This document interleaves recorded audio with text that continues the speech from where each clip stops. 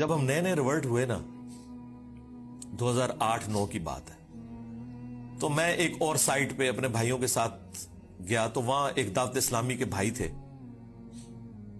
تو وہ نماز پڑھاتے تھے، ہم ان کے پیچھے نماز پڑھتے تھے رفع الیدین کے ساتھ۔ وہ بڑے حیران ہوئے کہ یار یہ کون سے لوگ ہیں کہ جو ہمارے پیچھے نماز پڑھتے ہیں، کیونکہ ہمیں تو یہ لوگ مشرک اور کافر سمجھتے ہیں۔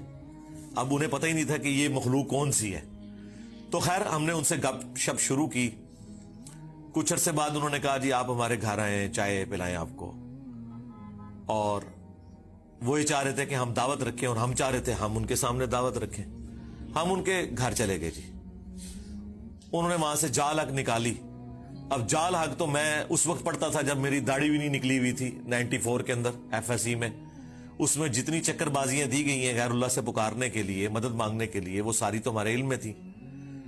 تو وہ کہنے لگا آپ کو ہم پہ اعتراض کیا ہے؟ تو میں نے ان کو یہی آیات پیش کی کہ بھائی آپ کا جو عقیدہ ہے نا مرے ہوئے لوگوں کے بارے میں، ظاہری اس باب میں تو آپ کافر سے بھی مدد لیں، وَتَعَاوَنُوا عَلَى الْبِرِّ وَالتَّقْوَى وَلَا تَعَاوَنُوا عَلَى الْإِثْمِ وَالْعُدْوَانِ، نیکی پرہیزگاری کے کاموں میں ایک دوسرے کی مدد کرو، برائی میں الگ رہو۔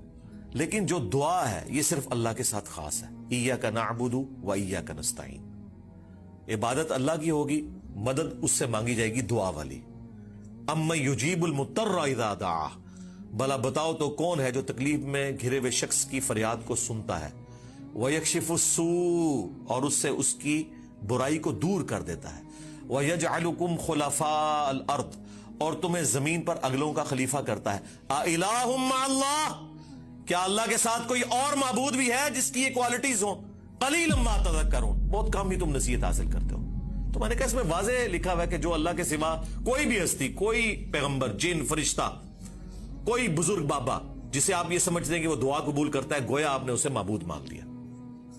تو کہنے لگا قرآن میں جس طرح توحید کے اعتبار سے آیات آتی ہیں یہ سب کی سب اس سے ریلیٹڈ ہیں کہ آپ انہیں اللہ کے پیرلل میں رب مانو۔ اگر اللہ کا بندہ سمجھ کے کرو تو پھر کوئی مسئلہ نہیں ہے، کیونکہ وہ تو حزب اللہ ہے، اللہ کی پارٹی کے لوگ ہیں۔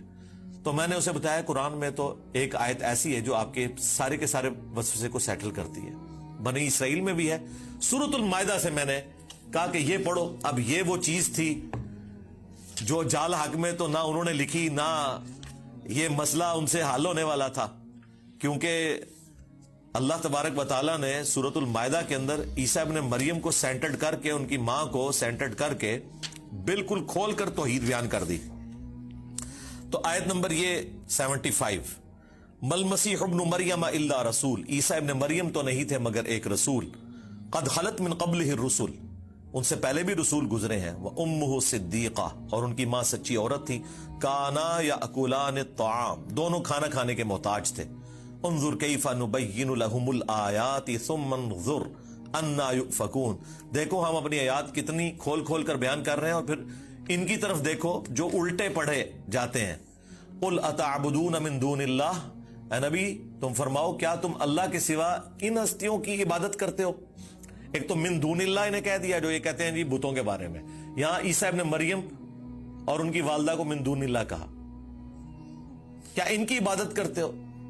تو کہنے لگا دیکھیں نا جی ہم تو عبادت نہیں کرتے، ہم انہیں اللہ کا بندہ مانتے۔ میں نے کہا نال لکھے ہے ما لا یملک لکم ضرا ولا نفع، جو نہ تمہارے نقصان کے مالک ہیں نہ نفع کے، واللہ هو السمیع العلیم، اور اللہ ہی سننے والا علم ہے۔